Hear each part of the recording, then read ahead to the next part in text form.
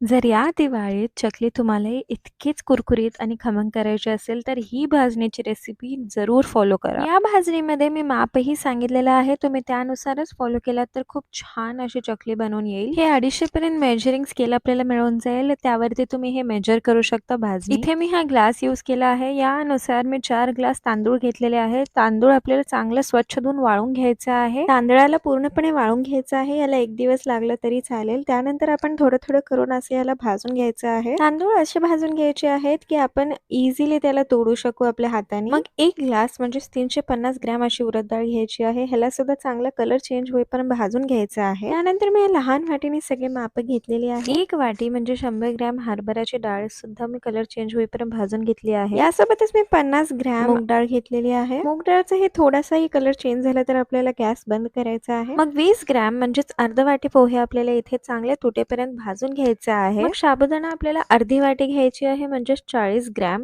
चांगला साबुदाणा फुटेपर्यंत आपल्याला भाजून घ्यायचा आहे. 450 ग्रॅम म्हणजे 2 ग्लास फुटाणे साधारणतः आपल्याला 30 सेकंदापर्यंत भाजायचं आहे. मग 1 वाटी धणे आपल्याला घ्यायचे आहेत म्हणजे 40 ग्रॅम पर्यंत धणे आपल्याला छान त्याचा खमंग वास येईपर्यंत भाजून घ्यायचा आहे. सगळ्यात शेवटचा इन्ग्रेडियंट जो असेल तो जिरा असेल. आपल्याला गॅस बंद करून हा छान भाजून घ्यायचा आहे आणि ही खमंग भाजणी आपली रेडी आहे. चकली कशी बनवायची आहे हे बघायचं असेल तर जरूर आम्हाला फॉलो करा आणि सबस्क्राईब करायला विसरू नका.